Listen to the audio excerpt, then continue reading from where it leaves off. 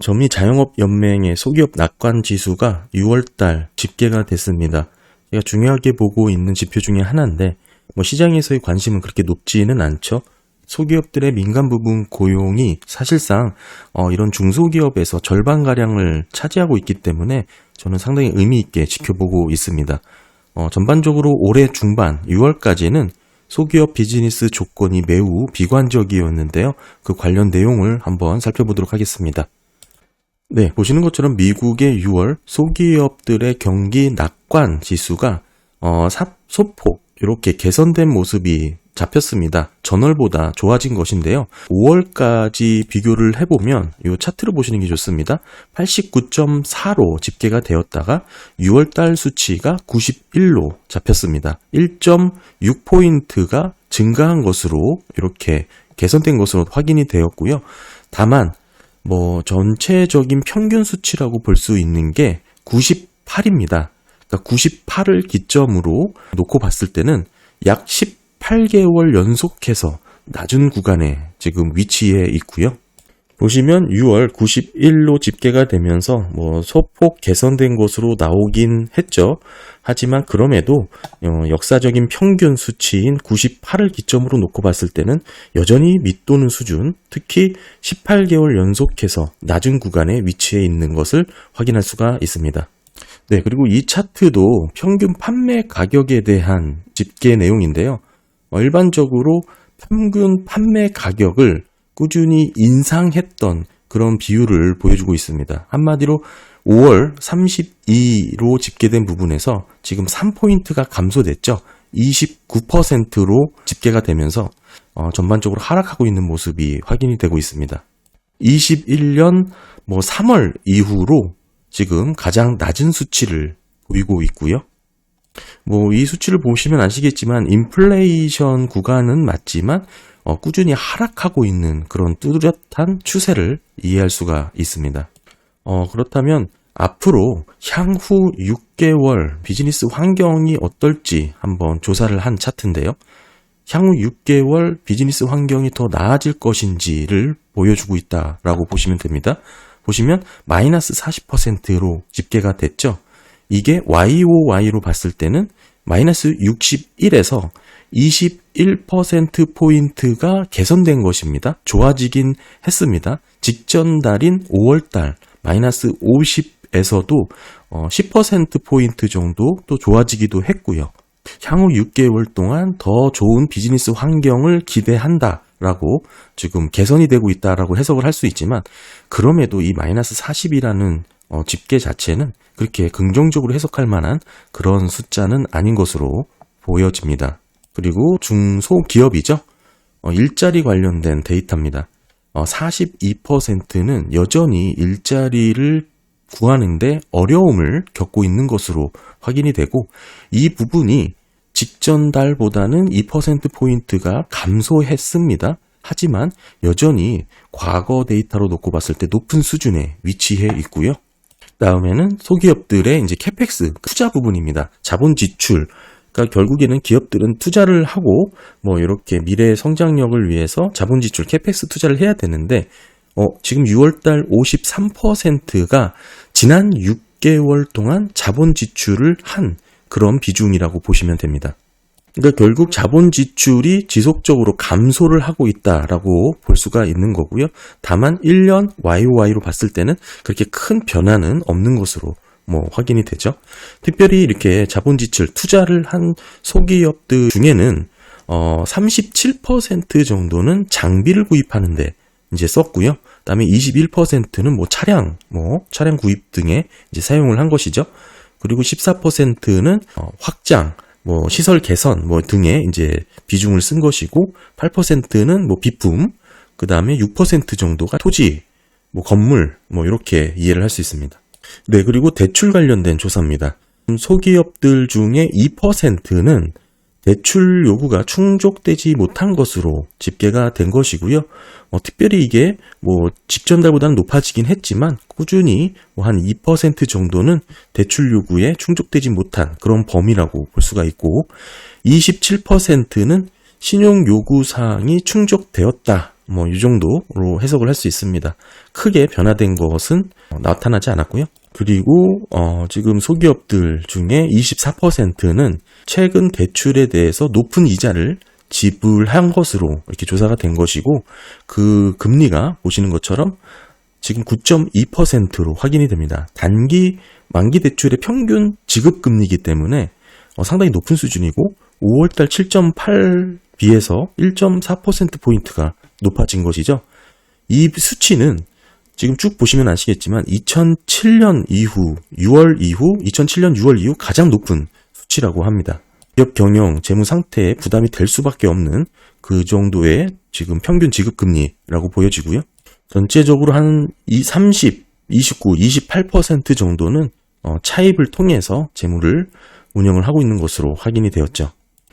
쭉 23년 상반기 내내 지금 소기업들에 대한 비즈니스 환경을 쭉 추이를 지켜봤더니 전반적으로 정리를 해볼 수가 있습니다. 아직 뚜렷한 경기 침체에 대한 징후라고 해석할 만한 지표는 없습니다만, 확실한 건 경제가 둔화되고 있는 것은 뚜렷하게 이해를 할 수 있고요. 다만 이게 이제 침체에 대한 정도라든지 강도에 대해서는 여러 가지 해석의 차이가 좀 있을 수 있다로 보여지고요. 그런 와중에서 계속해서 부정적인 경향성을 보이고 있는 선행지표들은 여전히 계속해서 더 나쁜 지표를 보이고 있다. 이렇게 볼 수가 있습니다. 소비자 지출 상당히 중요하죠. 다만 뒷부분에서 살펴볼 것이지만 지금 최근 마이너스로 소비가 축소된 부분도 집계가 됐고요. 신용 문제도 뚜렷하게 지적이 되고 있고, 이런 와중에 미시간의 소비자 심리는 하락 추세가 좀 다소 멈춘 분위기가 이어지고, 6월 중소기업 낙관 지수 또한 상당히 YY로 봤을 때는 크게 개선된 모습, 어느 정도 바닥을 다지고 상승하고 있는 모습으로 해석될 여지도 충분히 있습니다.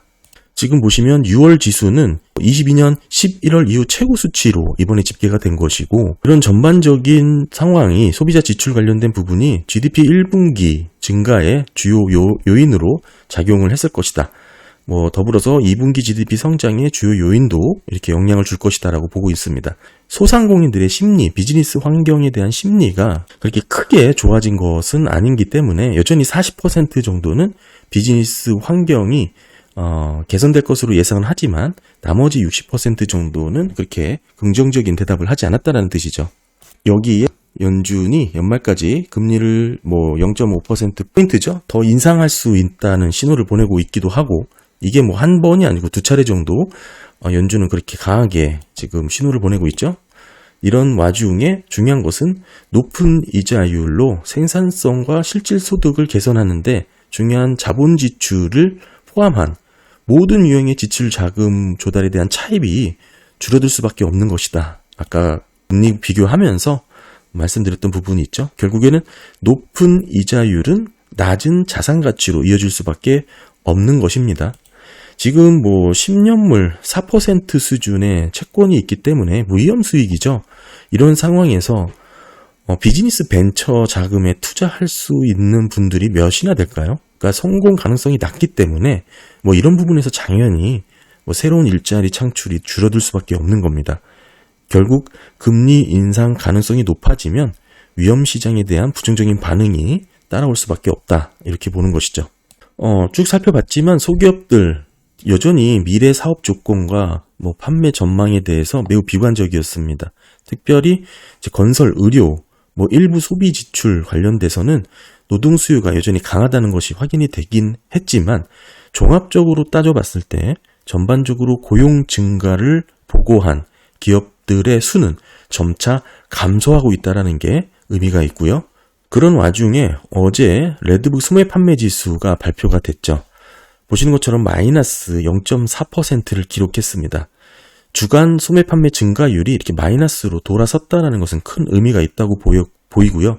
지난주 0.7%에서 이런 식으로 지금 마이너스 성장을 잡은 것은 이제는 소비가 꺾였다라고 저는 해석을 하고 있습니다. 2000년 9월 이후, 그러니까 팬데믹으로부터 회복된 지난 시점이죠. 즉 이때부터 처음으로 마이너스 구간으로 들어선 그런 레드북 소매 판매 지수고요. 이런 결과를 놓고 봤을 때 미국의 2분기 소매 지표, 상당히 저조할 것으로 예상을 합니다. 결국 소비가 꺾이기 시작했다는 것을 뜻하고 미국 소매 판매가 추세적으로 하락세를 이어가고 있었는데 지금 마이너스 구간으로 접어들었다는 것을 확인할 수가 있습니다. 사실상 소비가 위축되고 있는 것이죠. 이 지표는 주간 단위로 발표가 되고 있는 만큼 현재 미국 소비 지표를 즉각적으로 가늠할 수 있습니다. 미국인들이 지갑을 닫고 있다, 이렇게 해석할 수가 있죠. CPI 얘기가 있긴 한데, CPI는 6월달 CPI까지는 사실 되게 컨센 자체가 되게 좋죠.